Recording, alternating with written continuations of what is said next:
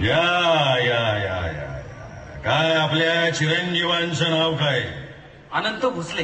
अरे वा, हे कोण वडील आहेत का? हो, हे माझे वडील अण्णासाहेब भोसले. भोसले म्हणजे महाराष्ट्रीयन मराठी माणूस.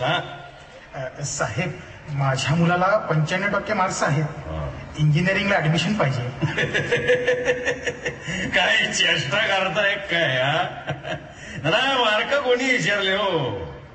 मराठी माणसाने आपल्या मुलांना इंजिनियर डॉक्टर बनवण्याची स्वप्न बघायची नसतात, कारण आपली ऐपतच नसती ना. आपण आहे ना आपल्या मुलांना ITI ला घालायचो किंवा DED ला घालायचो आणि मास्तरला बनवायचो. बरं का अण्णासाहेब, मराठी माणसानी मराठी माणसासारखंच राहायला पाहिजे ना. जयरामजी की साहेब. अरे आओ आओ आओ बंशी, बोलो कैसे आना होगा, बोलो. ना वो कल बोला था ना साहब, ये हमारे दोस्त है किशनलाल यादव. हाँ, इनके लड़के को अपने कॉलेज में एडमिशन चाहिए. वाह, बोला था ना मैं. इनको सब समझा दिया है. अरे बंसी, तुमको कभी नहीं बोला क्या मैं? नहीं, लेकिन परसेंटेज बताओ ना. है ना, परसेंटेज है. कितना है? होता ही है ना परसेंटेज. अरे साहब, 58% है. कम है का? हाँ, अरे हमरे गांव में सबसे ज्यादा हमरे बबुआ को ही मार्क मिले हैं. हमरे गांव में जमीन वो बहुत है साहब, पर लेकिन कॉलेज वो अच्छा नहीं है. लेकिन ये परसेंटेज बहुत कम है यादव जी.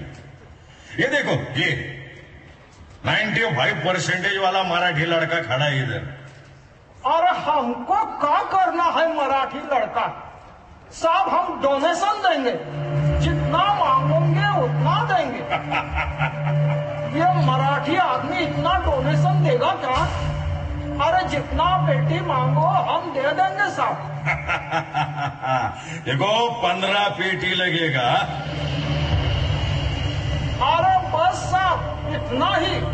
ठीक है, हम दे देंगे. येलो बैग बोलो कहाँ जमा करना है? लेकिन साहब, हमारे बच्चे का एडमिशन पक्का है ना? अरे बंसी, इनको बोल दे, हमने कभी बाहर के लोगों को ना बोला है क्या? जाओ, एडमिशन हो गया है तुम्हारा. फॉर्म पे साइन कर दो, सिर्फ फॉर्म भी हम भर देंगे. चलिए. बहुत बहुत धन्यवाद साहब. पप्पा, यांच्या मुलाला 58% मार्क्स आहेत. पैसे दिले की ऍडमिशन झालं. तुम्ही काय म्हणाला? खूप अभ्यास कर, जास्त मार्क पडले की तुला इंजिनियर होता येईल. मी रात्रीचा दिवस केला, 95% मिळवले. मग हे काय कमी आहेत? मार्क कमी नाहीत रे, पण या शिक्षण सम्राटांची पैशाची भूक आपण भागवू शकत नाही. मराठी माणूस नेमका तिथेच कमी पडतो. कळतोय ना? का की आता नाही आनंद मला जागीरदार म्हणा. अरे पोरांना उच्च शिक्षण देण्याची लायकीच नाही मराठी माणसं. साहेब, हे बरं चाललेलं नाहीये. महाराष्ट्रातील या कॉलेजसाठी जी जमीन मिळवली ती सरकारी आहे आणि इथल्या भूमिपुत्रांना या शिक्षण संस्थेचा उपयोग नाही. मला आता वरपर्यंत तक्रार करावी लागेल. बोट खाली कडे म्हणजे कुठं मंत्र्याकडे ना. अरे ही शिक्षण संस्थाच मंत्र्याची लाकडे करतो रे तो. चल जा, गुमान जा, चल. म्हणजे मला आता ऍडमिशन नाही मिळणार?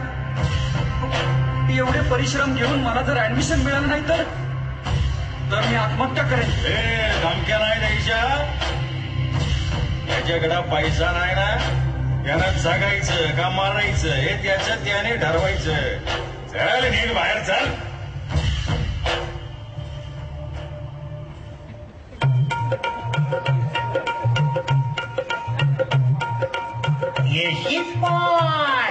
ऍबसेंट आहे. ऍबसेंट म्हणजे हजर आहे मी. अरे मग त्याला प्रेझेंट म्हणतात. असं आहे काय? काय मी नॉन मॅट्रिक पास आहे ना. बरोबर. दोष तुझा नाहीये. शिपाई, अरे तो मराठी मुलगा बघ, 95% मार्क असून बी त्याला ऍडमिशन नाही. हा आणि तू तर नॉन मॅट्रिक पास आहे नाही का? हा मग चल पाहिला बाहेर अहो असं काय करताय हो कोतवाल साहेब. पैसेवाल्याच्या मुलांनी पैशाच्या जोरावर ऍडमिशन घेतली. मोठ्याची लागली की एवढी पोरं शिकायला. मग काय वाईट आहे होय? अहो, फार छान आहे ते. हे मूर्खा, अरे ती शिकायला लागली का शिकायला लागली हे तुला प्रत्यक्षातच दाखवतो. चल. दाखवताय का? हा मग चल. चला मग काय करायचं. अरे हा फिरायचं राहिलं. फिर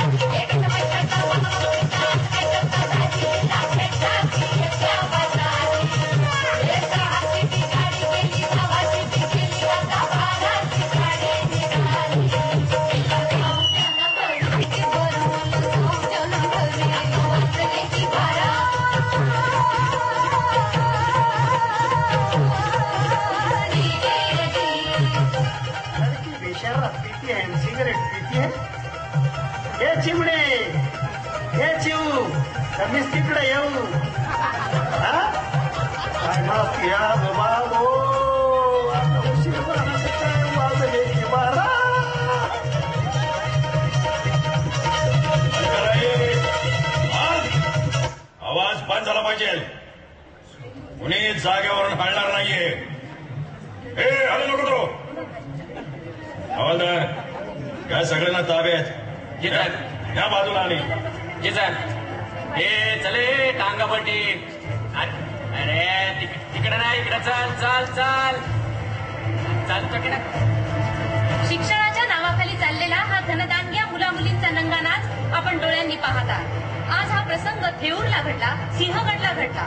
हाच धिंगाणा उद्या पिंपरी चिंचवडमध्ये का घडणार नाही ही चिंतेची बाब असून याला आळा घातला पाहिजे. समाजाने आणि शासनाने योग्य ते पाऊल उचलले पाहिजे. कॅमेरामन श्रनिकसह मी राधिका पाटील, स्टार माझा, पुणे.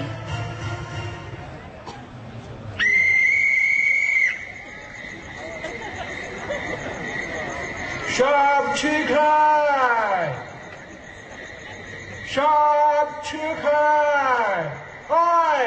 ओए कौन है उधर? ओए क्या करता है? ओए सामने आओ.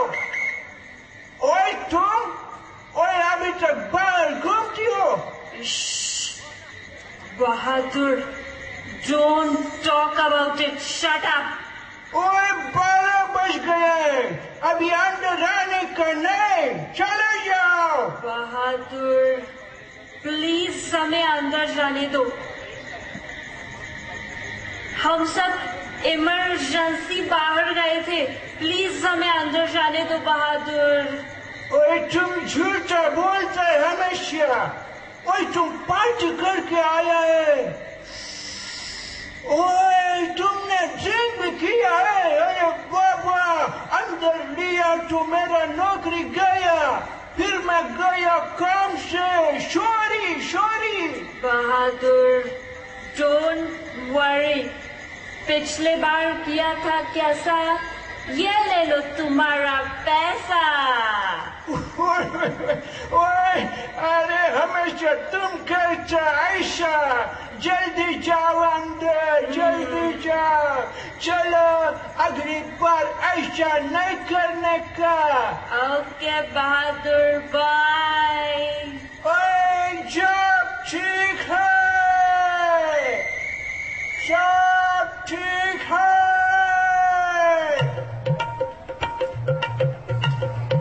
बाबा कुठं चाललंय हो जग कोतवाल साहेब? कुठे चाललंय बघ आता. हा नाही, कुठं चाललंय जग? कुठं चालली आपली संस्कृती? पाश्चिमात्यांचं नुसतं अनुकरण होतंय आणि पैसेवाल्यांचा नांगा नाच चाललेला आहे. ना नीती ना नाती आणि सगळ्यांचीच इथं होती या बघा माती. खरं सांगू का, काय? काळच बदललाय बर का. हा काळ बदललेला आहे. खरे. माणूसच माणसाचा काळ झाला. प्रत्येक क्षेत्रात भ्रष्टाचार, प्रत्येक क्षेत्रात राजकारण, प्रत्येक क्षेत्रात अर्थकारण. स्वातंत्र्यात असताना आपण स्वातंत्र्यासाठी लढलो, पण आता जगण्यासाठी लढतोय. स्वार्थानं बरबटलेल्या या राजकीय व्यवस्थेची आपल्याला काय. पण हेच मुळे कळत नाही, सुंभ जळतो पण पीळ जळत नाही.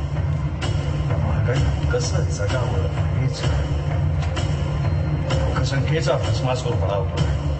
परप्रांतीयांच्या लोंढ्यांचं आक्रमण होत आहे. रोजगारावाचून बेकार उपाशी मरतोय. विद्येच्या माहेरघरी भूमिपुत्रांना सासुरवास होतोय. हेच परप्रांतीय आणि धनदांडग्यांची मुलं विद्येच्या माहेरघरी शिक्षणाच्या नावाखाली पैशाचा आणि शिक्षणाचा नंगा नाच करतायत. डॉक्टर बाबासाहेब आंबेडकर म्हणाले, शिका, संघटित व्हा आणि संघर्ष करा. बाबासाहेब आज असते तर म्हणाले असते, संघटित व्हा, शिक्षणासाठी संघर्ष करा, हक्काचं शिक्षण घेण्यासाठी. लोकमान्य टिळक असते तर म्हणाले असते, शिक्षण घेणं हा माझा जन्मसिद्ध हक्क आहे आणि मी शिक्षण घेणारच. ही सगळी वाक्य पुस्तकातच राहतील जर आपण संघर्ष केला नाही तर आपण ही भयानक परिस्थिती बदलूच शकणार नाही. कधीच